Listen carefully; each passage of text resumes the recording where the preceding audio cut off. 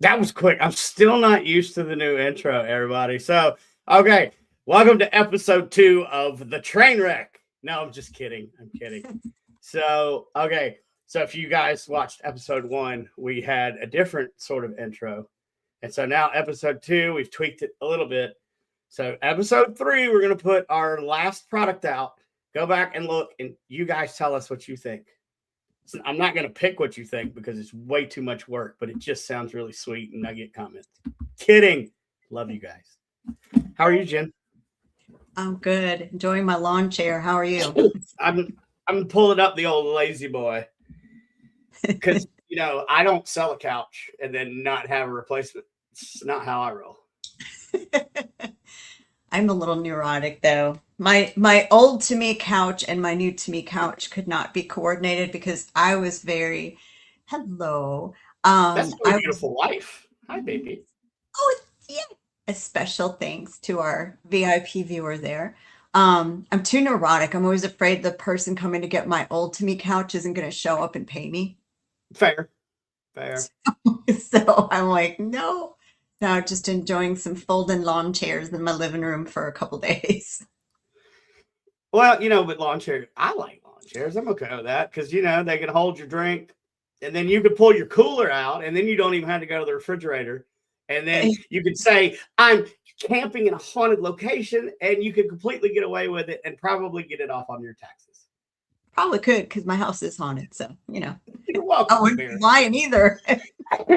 So we have an amazing guest. First things first, I have never met a mustache that I like quite as much as this man's. This man has amazing.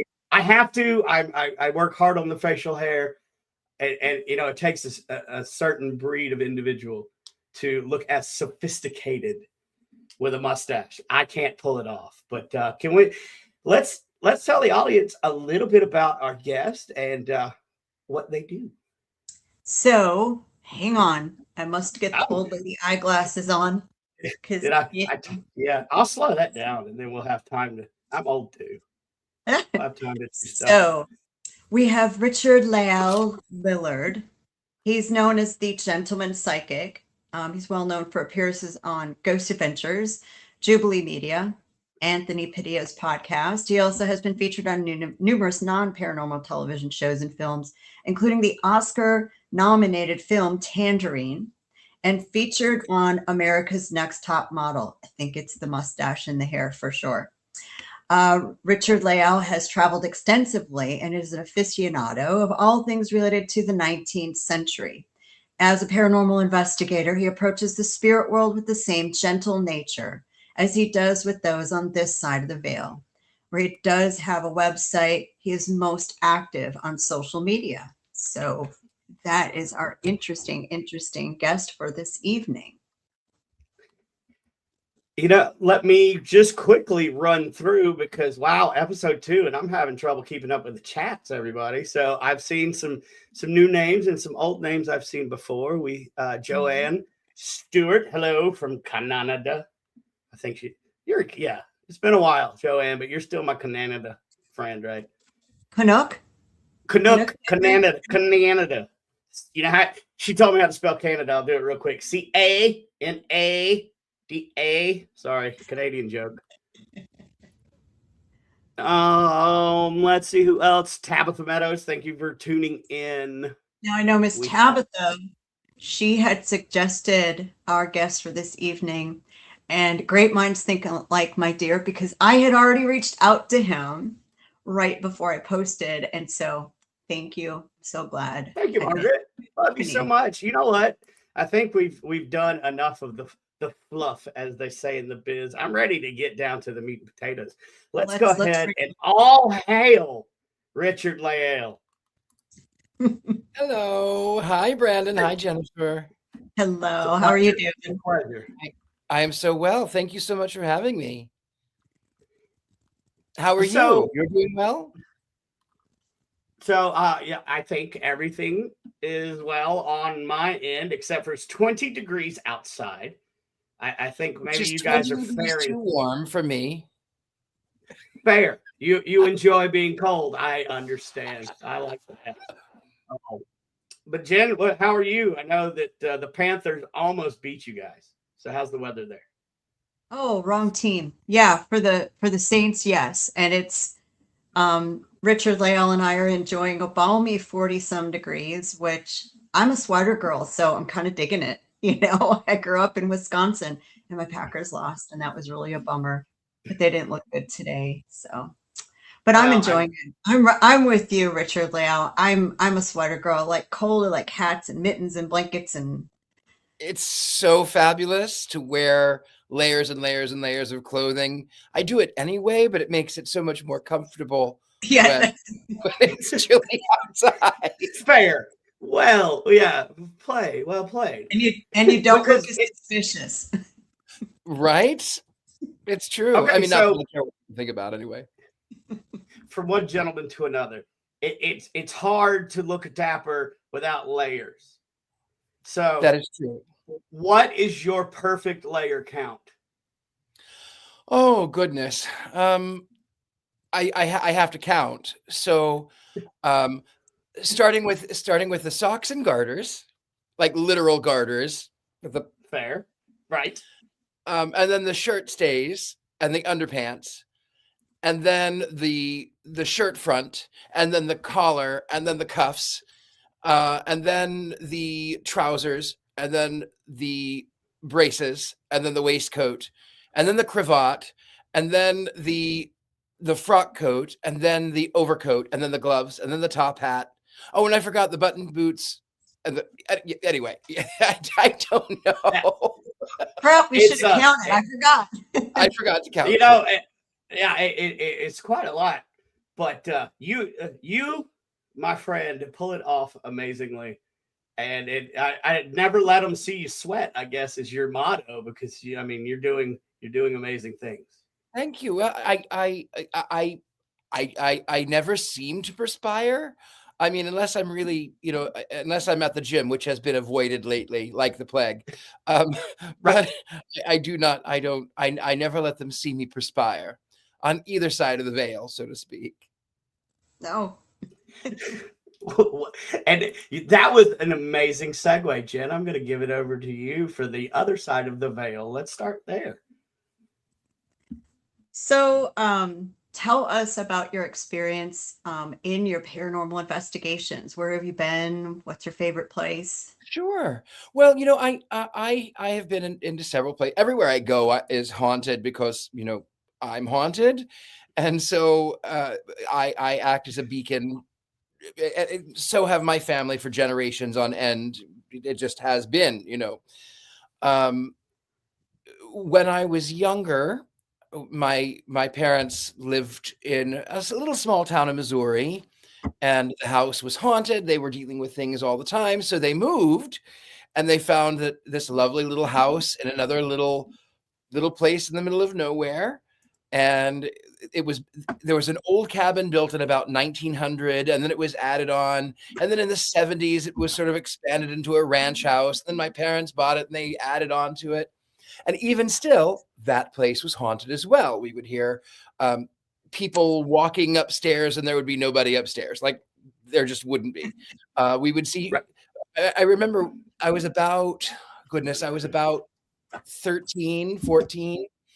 And I had made the mistake of saying to the spirit world, whoever wants to talk, whoever wants to speak, show me, show me, show me. Just I welcome whoever is there. And then we started experiencing things in the house, like the activity was even more pronounced. And at one point, my parents would, they'd gone away to church, and I kept seeing this figure of this man.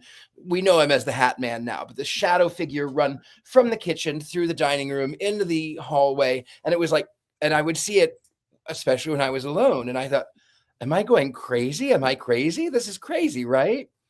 And then my mother, we were driving along in the car, and my mother got this weird look on her face. I was seated in the back, and I could see her in the rearview mirror. My father was driving, or maybe she had the visor down, whatever. I could see her in the mirror. She had a weird look, and she said, you know, there's someone in our house that is not in our house. And I keep seeing this man with a big hat run from the kitchen through the dining room into the hallway. And I went,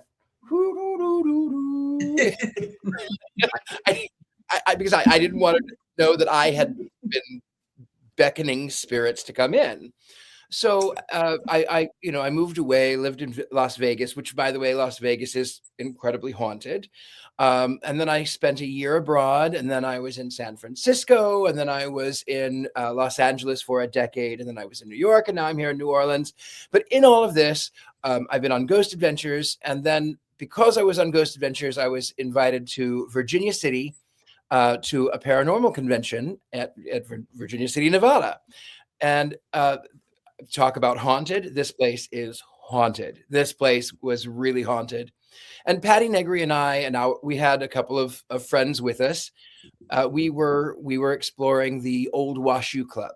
And, you know, we were dealing with a lot of other novices and people who were sort of getting into it, but we were obviously old pros.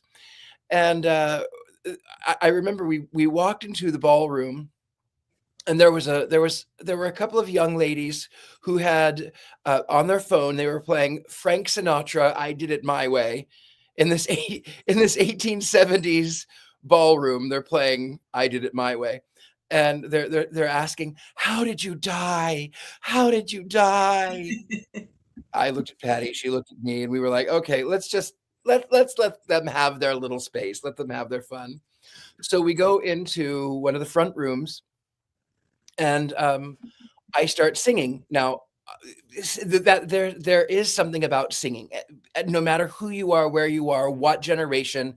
It could be a millennia ago. Whenever we had grunts and we were just figuring out the vocalizations to the, you know, whatever we morph into in the next millennia, whatever it may be. So singing is a way to trigger the spirits.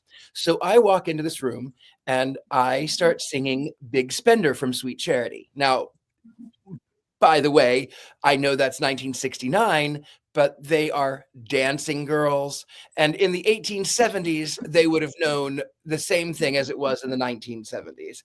Dancing girls did not mean dancing girls. So I'm singing "The Minute You Walked in the Joint," all of this. And Patty pulls out the voice box with the sounds, and there start becoming, over the voice box, there start coming sounds of ecstasy, male and female, and they're saying things that I would not repeat in a family show. And I went, okay, well, that was okay. Well, we'll let you have it. You do what you do. I'm sorry I interrupted. And I said, well, okay, so we'll go off in here. We'll go into the next room. And we're in the dark, by the way. We're in the absolute dark. And I walk in, and as sure as I'm saying you, standing in the middle of this large room, I see this beautiful woman in an 1870s, 1880s blue ball gown. She's got dark hair, and she's standing in the middle of the room, and she's going like this. And then she looks at me, and then she looks down at this thing next to me, and then she looks at me, and she looks down, and I went, what are you trying to show me? So I follow her gaze, and I look down next to me, and I look with my physical eyes. I see boots, and I see legs, and I feel no humanity whatsoever, just a void. And I went, no, I'm done. No. And I walk out, and then I went, okay, Richard Lale, you are well known in the paranormal world. You have encountered things that people call demonic energies. Really, what is this? Why are you being so chicken?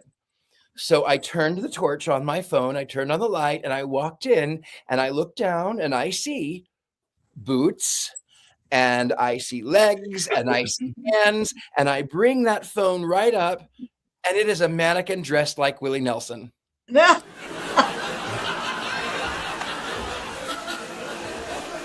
And I would not have seen it had it not been for that woman from 100 years ago, 150 years ago, being like, what are you going to do about him? What is that? So the Old Washoe Club remains one of my most favorite places to have investigated. Was it the worst energies I've ever felt? No, of course not. But Right. you know, I completely understood. I understand dancing girls. I get it. Get that money, honey. That's what I say. Get that money. You wonder if the girl was sizing the mannequin up to see how much money she thought he had, based on Right? Well, and apparently he didn't have too much money, because he was wearing dirty old boots and denim blue jeans and like a 1960s leather fringed vest, which whoever dressed the mannequin, whoever dressed them, but they had braids, you know. So that I'm sure she was like, "Who is that?" And then when I walked in and I am wearing my button boots and my cravat and my gloves and my top hat, for her, she was like, "Oh yes, I know. This I understand. This I don't understand." Right. That makes sense. Right? Well, and I feel like with people always say, well, you know, why are ghosts always Victorian ghosts? Well, they're not. I've seen ghosts that are more modern ghosts. I've seen ghosts with mobile phones. I have absolutely seen those things. But in my own mind, I am a modern Victorian, and I do see, I translate things more into the 19th century way that people would have translated it then. Gotcha. So, And I like the way that you say that, because technically it's all energy, and it's just going to interact with you in a way that you understand. So exactly. who's to say that there's not a ghost of a dinosaur? Let's just be silly with it, right? I mean, of course it is, but are you going to recognize if a dinosaur walked up? No, you're not. I have a dinosaur story to tell you too. Oh no! Yeah. Well, Is it a ghost of a dinosaur? Maybe not. So as a psychic medium, I used to be a psychic small, by the way, but I gained some weight. Thanks, New Orleans. Fair play. Fair. So the way that I work is different than all of the other psychics who are all doom and gloom or love and light. I'm a happy medium, but again, I used to be a psychic and a small. That being said, whenever I go into a reading, whenever I go into a session, I will have the person to calmly breathe in through the nose, hold it, exhale out of the mouth and hold it, 4-point breathing. And then it helps them to clear their mind. It helps me to clear my mind. It helps us to sort of breathe in sync. And then I get images in my mind, and they are feelings, colors, pop culture references sometimes, words, sounds, emotions. And I say what I see. Sometimes it's a metaphor. Sometimes it is literal. And I looked across the table at this woman. She and her husband were in a session with me. I look across the table at this woman, and I said, I see a Tyrannosaurus Rex. And in my mind, I didn't know if this meant that she was going extinct or she just had short little arms. I didn't know. And her jaw hit the floor. Her husband did this triple take, like, what? And I said, I have no idea what that means, but clearly that means something to you, whatever that may be. And she leaned in and said, that is the tattoo on the back of my leg. Oh, wow. Okay. So sometimes there might be a ghost of a dinosaur. And really, when you think about the way that time is sliced, we see it sort of as this linear thing out in front of us and a linear thing behind us. But if we were riding a tricycle, carrying a Subway sandwich through outer space, and an alien in a rocket ship with a lightsaber comes through and he's going to slice this sandwich in even slices, his slices are going to be even from his perspective. So he will slice it and slice it and slice it. But that may mean that his slice of time is me and the dinosaur, because it's his sort of perspective. Now, we're slicing it this way, but he's slicing it this way. Both of them are correct. So is it possible that we do see dinosaurs roaming through? Absolutely. Why not? Absolutely. I like it. I like that. So I'm just saying. Yeah. Sorry. I had thought I had a story about a dinosaur, but that was that is not for children or family shows. I had to stop it because it was back when I was in the Marine Corps. So I was going to say it, but I had to. I'm going to be. Well, maybe you could tell me afterwards because now I'm intrigued. That will be a conversation for a later date. 100%. So, and it looked like you were going to say something. I'm sorry, we didn't. Oh no, it's interesting. I just a few years ago figured out I had abilities too, and you go like you were saying, you have light and dark, and the way mediums and people with gifts operate. The people that I was working with to figure out what I could do, it was always, okay, what do you see? Ask them what their hair color is, their eye color, blah, blah, blah, blah, blah. And I didn't like that. And so, because it's so, what's the dominant gene in the room, right? And so I started asking them for food memories because I used to be a chef, I'm into food, and everyone has something personal or an experience, especially on the holidays, right? About something that involved food in their world. And so it's very interesting you say that.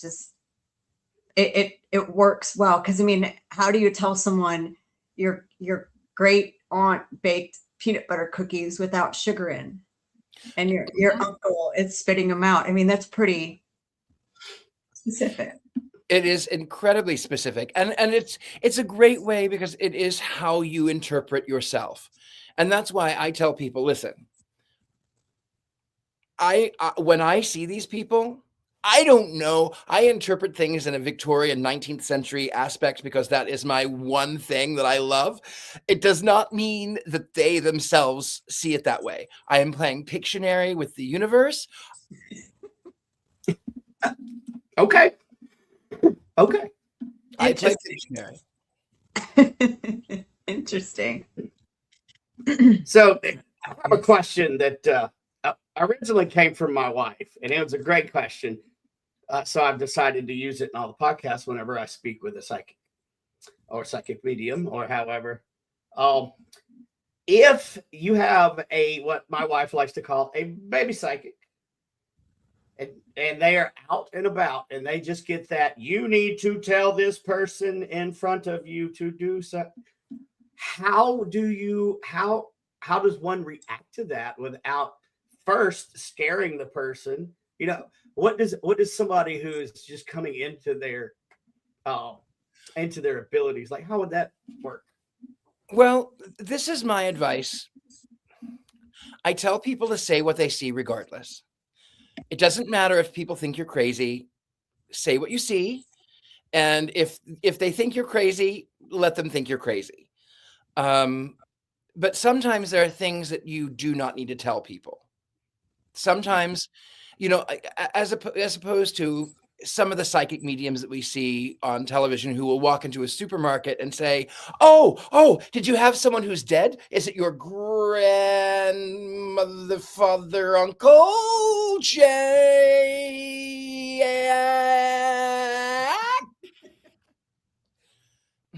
No, I mean, sometimes you don't need to tell somebody everything, but sometimes if I sort of approach it of, if the person asks me, what do you think about, what do you feel about, how do you know, that is when I will say, well, this is what I see. And I say it boldly, and no matter how weird or silly it may sound, I say it.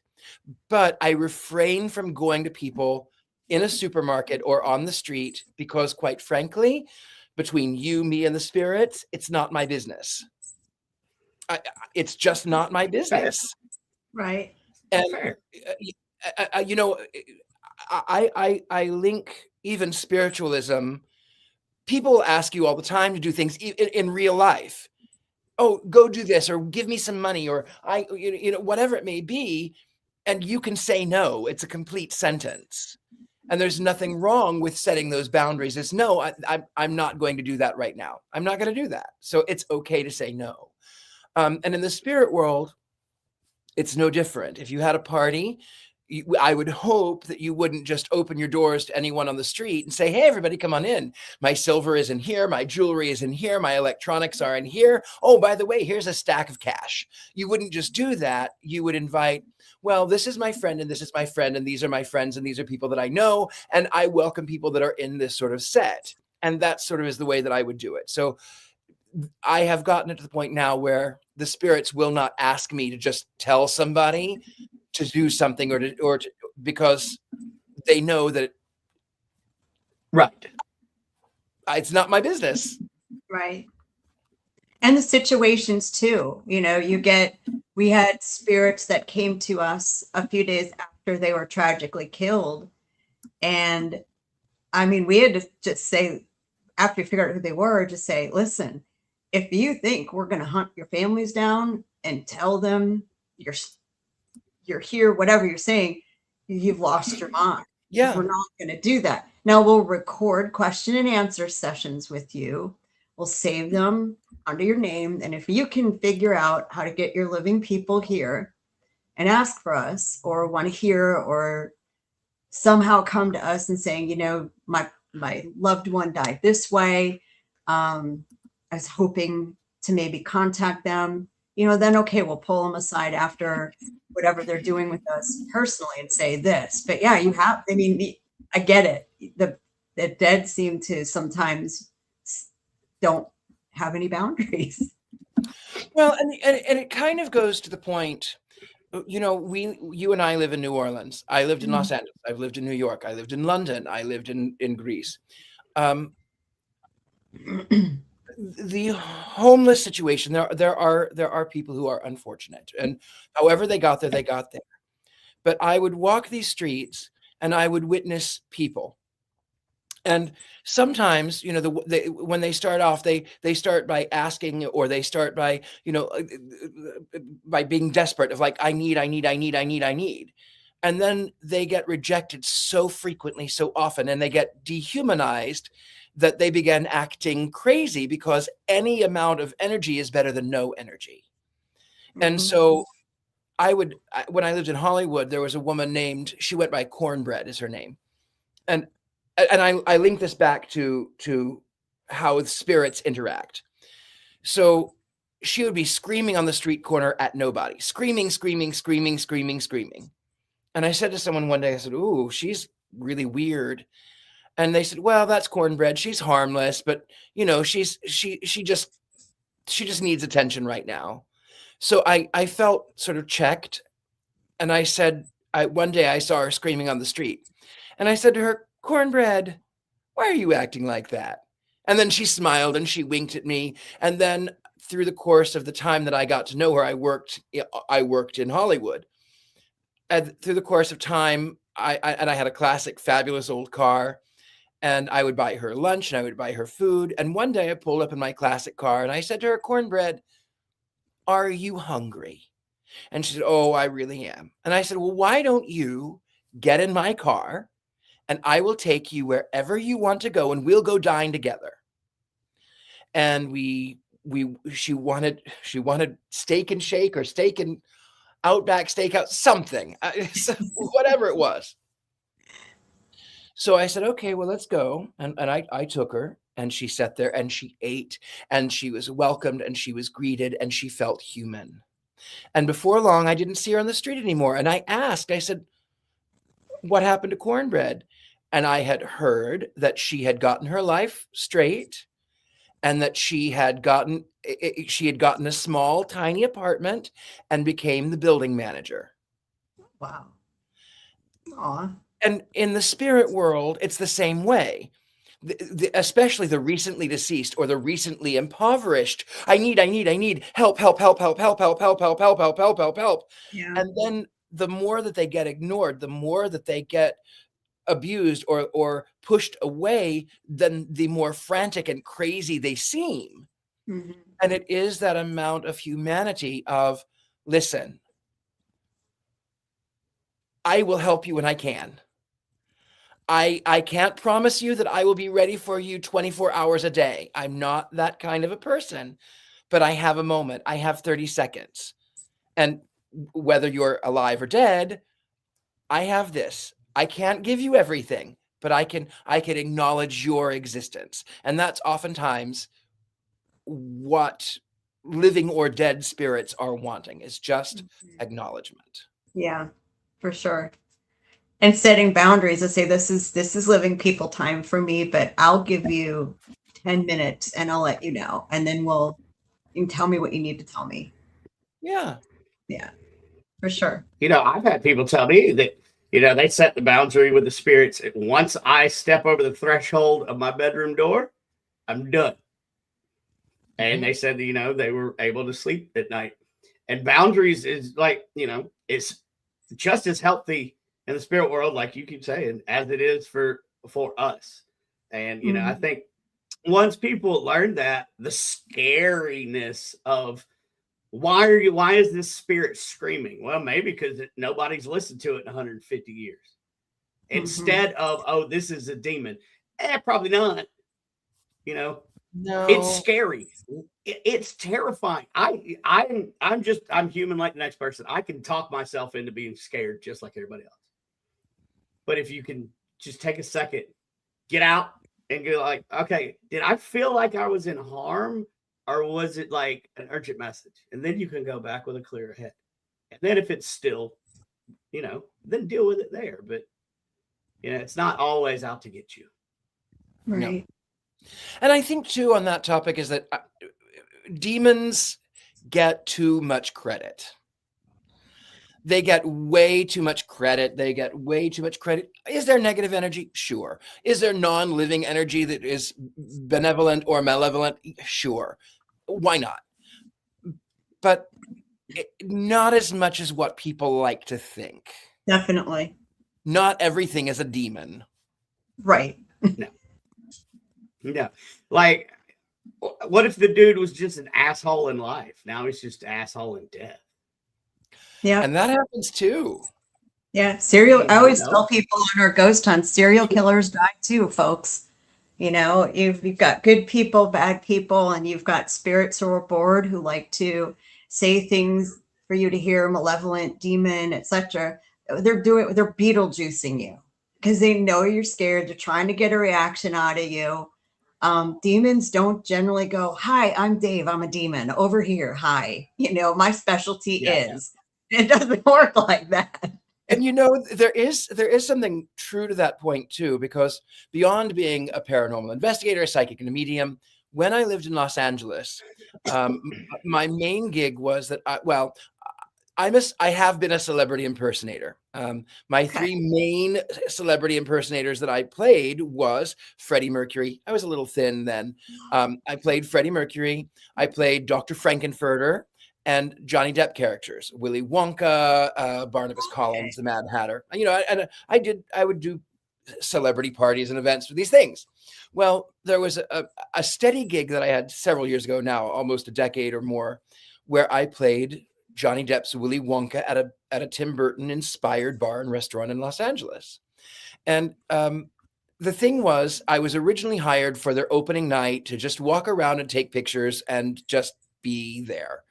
And then they realized soon that I had so much more that I could do. I actually started doing stand-up, and I started doing things as Willy Wonka. And I realized that I got bored. They wanted me to just walk around and take pictures, and that's so boring. So I would walk up behind someone who was not expecting me. They would be engrossed in food, or they'd be distracted in other ways, and I would walk up right outside of their periphery. And then I would go,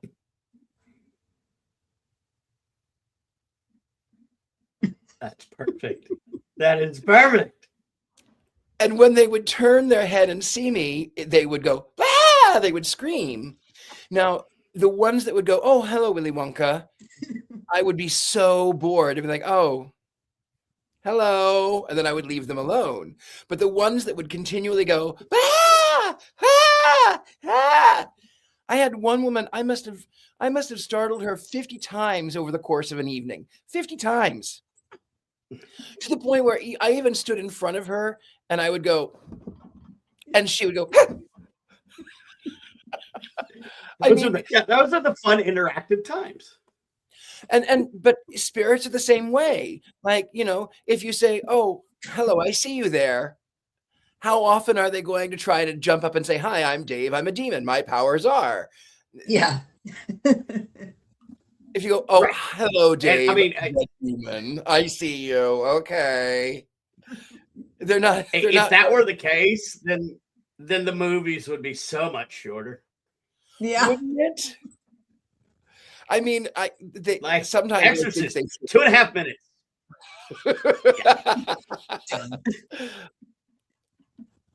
I'm a demon. You All think right. there'd still be a peace soup or not? Okay, look, I'm gonna call the priest then, and then credits. Done, right? Done. No peace soup. What's up there, Thomas do think Patrick it's funny. Gourmet? I do think it's funny that with the whole calling it a demon.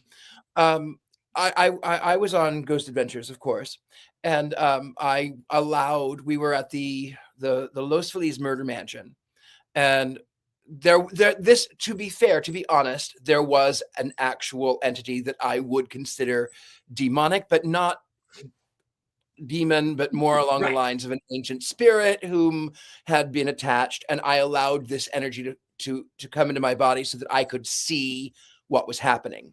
And the funny thing was, it's this entity predates Christianity by a millennia. I mean, it's an old energy.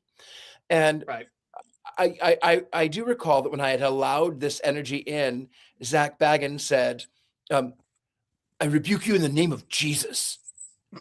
I was like, the family was Jewish and the demon is pre-Christian. So like, right. And Jesus was Jewish too. Just saying. What are you gonna do? Yeah. Like, I mean, how many different names throughout the millennia does a demon have? Like, yeah. So it's I get it, and I enjoy it. It's a moneymaker thing for marketing and whatever. I see that side. However, people that are just new to this paranormal thing are interested. Just do your research and be careful. What you see on television is not what we do. No, it is not. Well, and I think a lot of TV has made it so this or that, right? It's one or the other. And that is the farthest thing from the truth about non-human energies there could be. Because there's everything. It's like the afterlife of politicians, right? They agree on some things, they don't agree on others. Some still don't, never been human, so our laws mean nothing to them. And people don't understand, I remind people, well, is human sacrifice okay? It isn't now, but it used to be. Right. Just putting it all in perspective for you.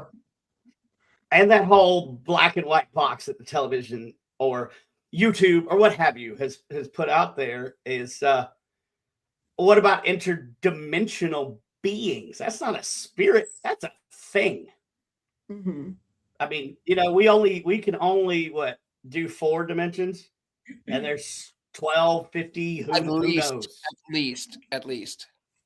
Right. So, that's not a demon. They're not even from this planet. So you can't. Man, the sunshine. Man, the sunshine. 5th dimensions.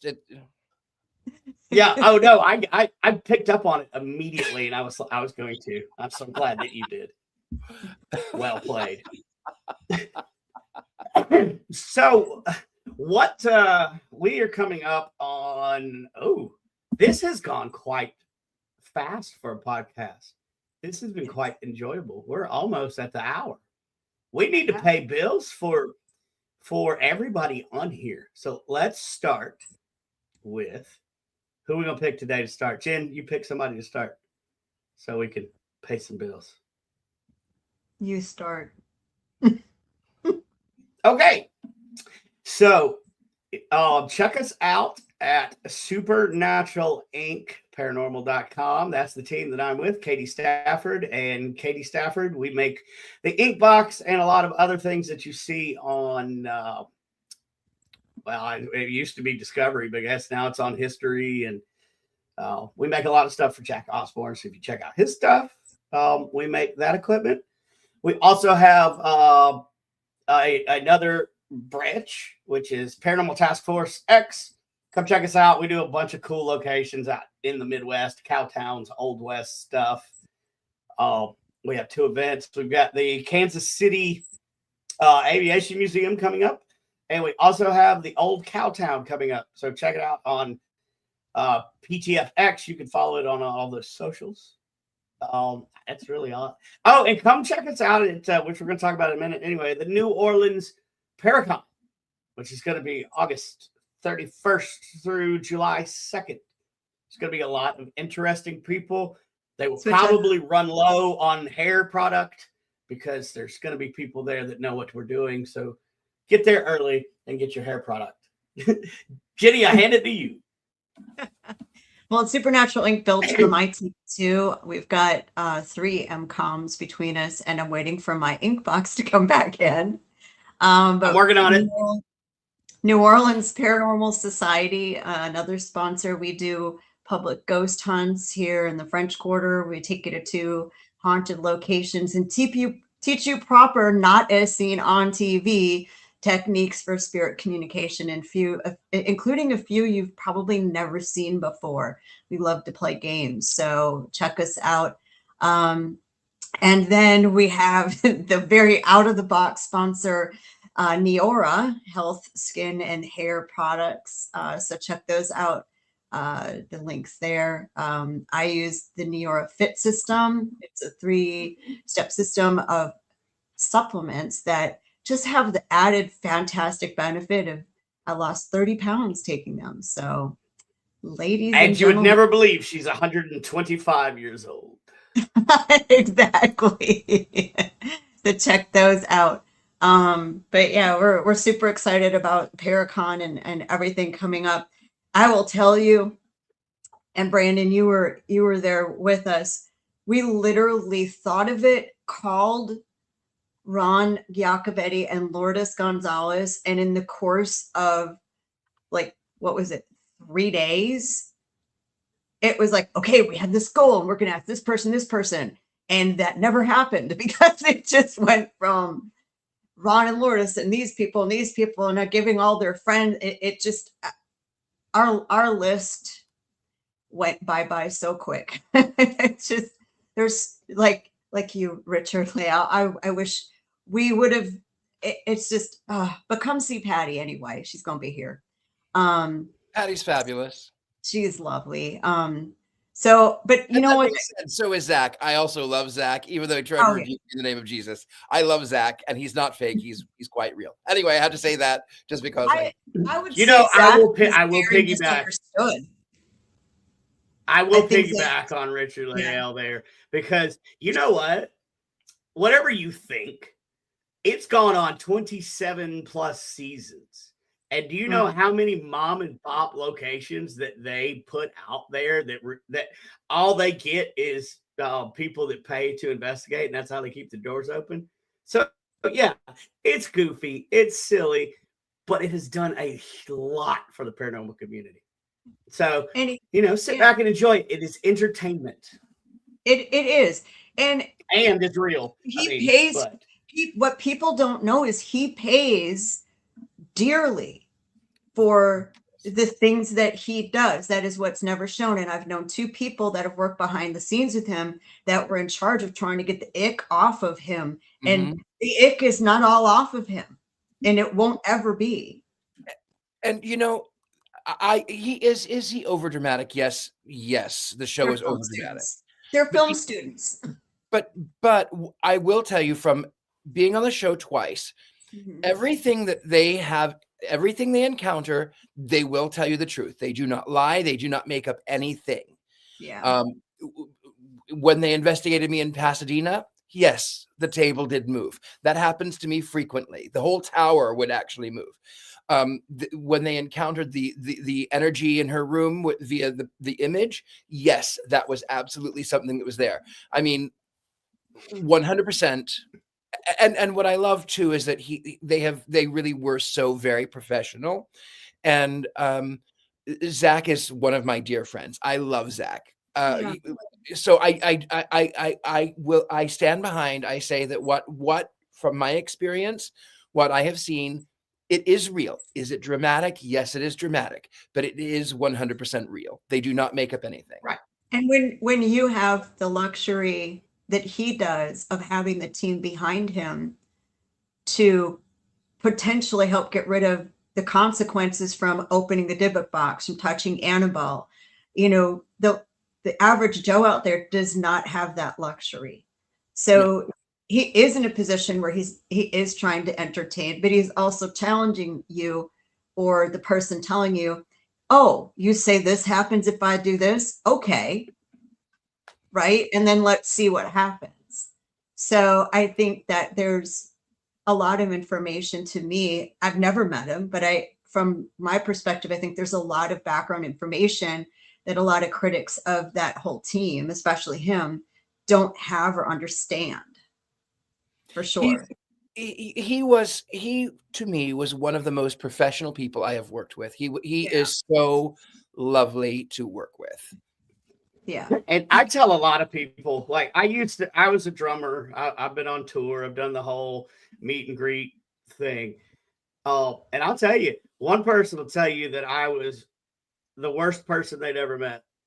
And then 5 minutes later, that person would say I was the greatest person, because we just got done with something, or we're doing something. Like if you meet somebody backstage, you don't know what's going on in their head. They just poured everything out.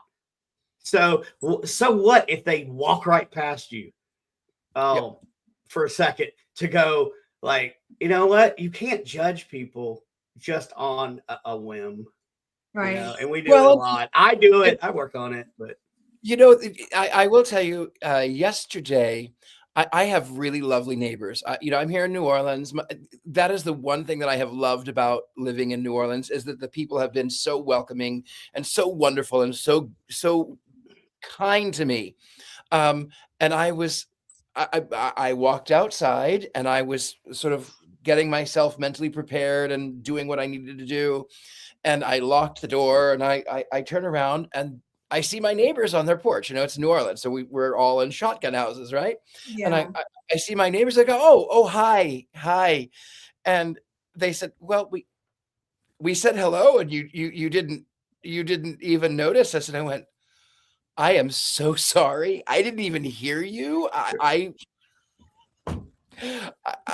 was just sort of in my own world, thinking about.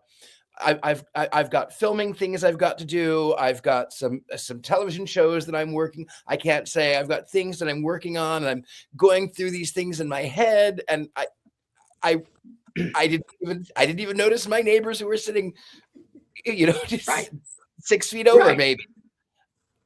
But speaking of being busy in a lot of projects, what do you got coming up next? Where can we find you? Where can we get in touch with you? I'm really easy to find. I am known as the Gentleman Psychic. I have thegentlemanpsychic.com, though I will tell you, please do not send me emails. I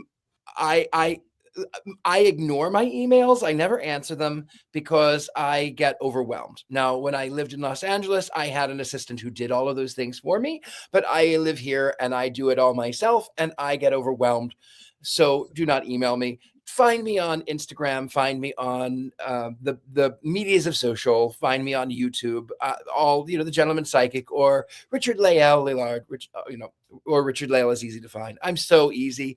I do seances here in my house. I do card readings here too. Yes, I spend a little bit of time out in the French Quarter with the Vampire Empire with Marita Crandall. I love her. She's great. I love it. Vampire Empire. Very true. That gets me out of the house. That is sort of my PR work, because if I didn't, I am the biggest recluse. I will not go anywhere. And people say, well, what do you do for fun? And I say, I drink tea and I live fabulously. I live deliciously. Why wouldn't I? But when people do come here, and I do offer that, it is, like I said, best to find me through the medias of social. But I do readings here in my house. I do seances here in my house. And what I like about it is, as you may or may not know, I'm an aficionado of the 19th century. So my home is a time capsule. It's easy to be the 1880s is really more where it is, but there are a few things that date to the early 20th century, a few lamps, but not very much more than that. It's really easy to just say 1890s. So I'm very much the late 19th century, and you'll come here and we'll have tea and we will talk about, whatever needs to be talked about. That's amazing. And maybe some dressing tips for the gentleman. Well, it's really easy. Think about how do I make myself uncomfortable, and then do that. That was the dress blues in the Marine Corps, and I guess that's why they looked so good, because I hated them. Beauty is pain. Beauty is pain. You just described every female's underpinnings. Oh, it's so true. I used to, years ago, I'll tell you this, I used to do drag. I'm kind of embarrassed to tell you my former drag name, but I think I will tell you anyway. So she was a silent film star in my mind from the 20s. Right. And her name, I was thinking, well, I wanted to be, a little Egyptian and a little bit sort of, a little mystical. And so her name was, this is her name. Her name was Cleopatra Denial. You can still. Oh, I should have had the drum roll lined up. So you can find still online some old clips of her, but she was Cleopatra Denial. And I am telling you, there's a reason I do not do drag anymore. I don't have the wherewithal, the underpinnings, the underwire, the corsets, the heels, the makeup, the powders, the paints, the wigs. No, thank you. I am too old for that. No, thanks. I was going to say, I believe you work hard enough on the outfits of the day that you don't. That's just, yeah, I understand. Yeah. I told my mother, when my mother was alive, I told her, I said, the best part about doing drag, the best part about being a woman is taking it off.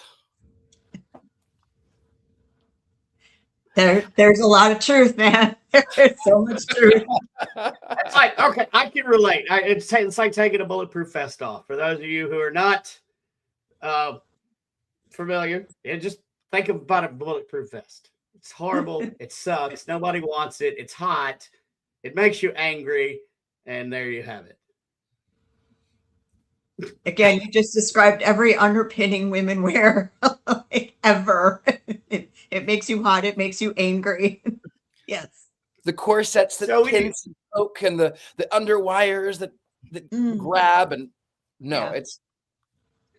it takes a lot. I never understood why there were wires involved. For support. Support. I never had a wired jock strap. Just saying. Well, they also suck waist.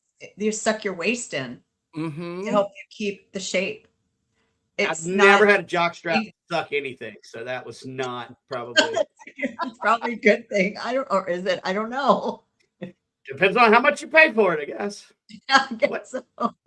And where you get it.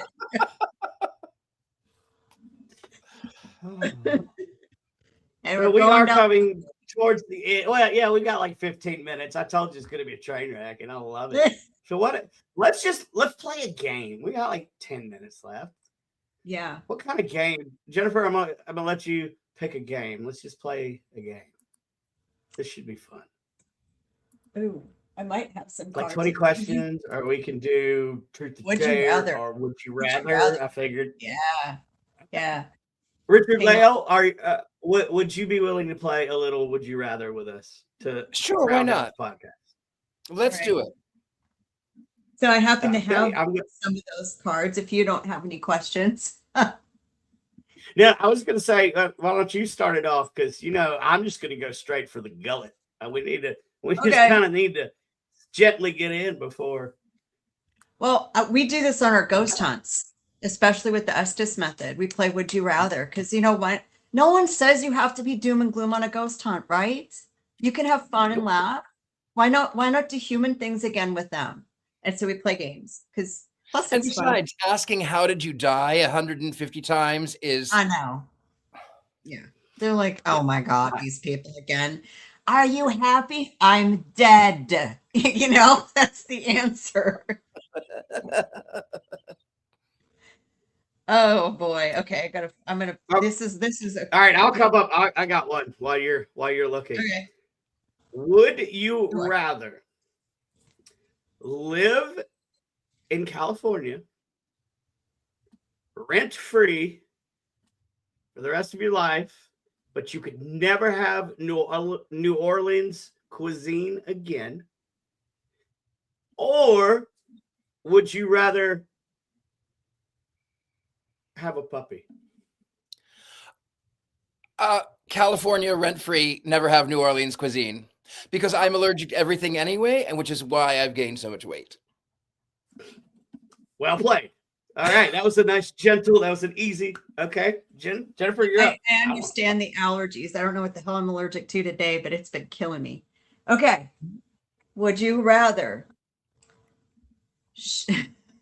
I messed it up. Oh, here we go. Would you rather take 6 untrained dogs with you everywhere you go, or tickle whoever's in front of you every time you're waiting in line for more than 1 minute? I gotta say the dogs. I don't care if they're untrained. What's not to love with faces? I love them. And then I wouldn't have to touch strangers.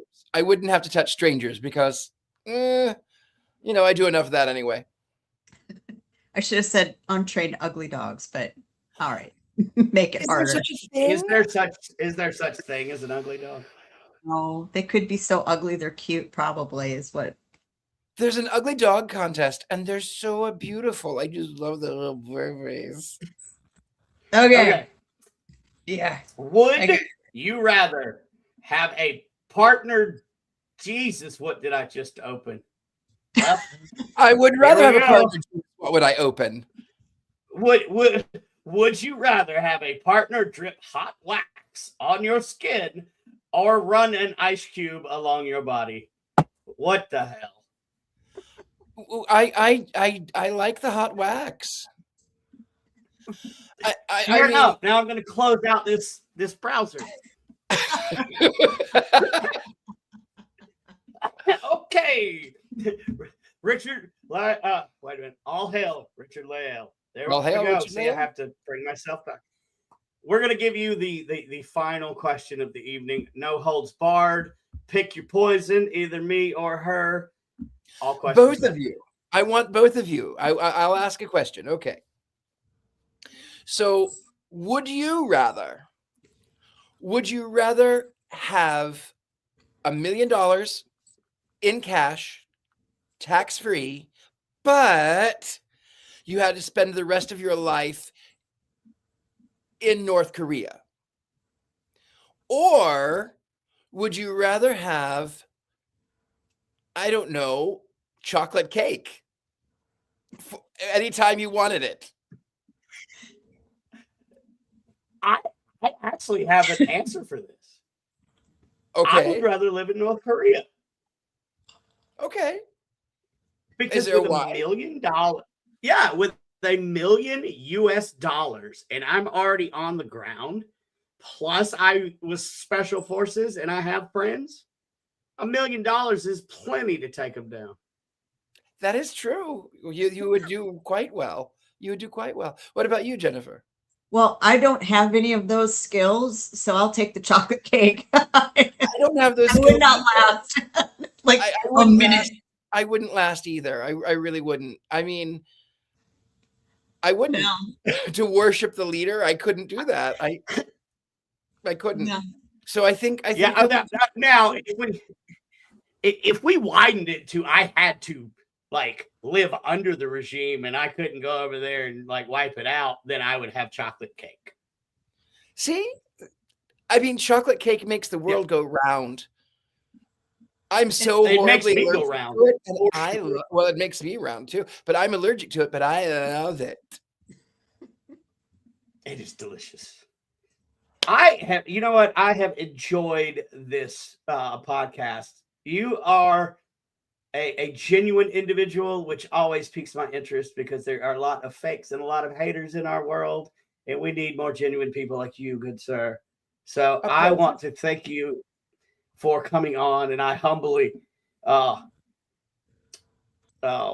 thank you for all of your wisdom that you've given during the show. So thank you so much for everything. Thank you.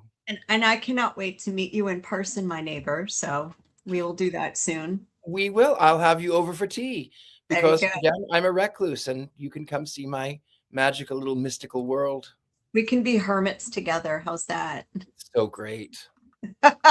So I'm a hermit. everybody that tune in next week for episode 3, who our guest will be another person that I can't remember right now, but just It is always who is Papa it? Czar. Papa Czar. Papa Czar. I do like Papa Czar. Czar. We are going to play probably stupid vampire questions with him because he's fabulous for that. And He likes always remember, guys, when you're out there dealing with people, the most important thing in life that you always have to remember is, well, hang on, let me figure this out. But you know,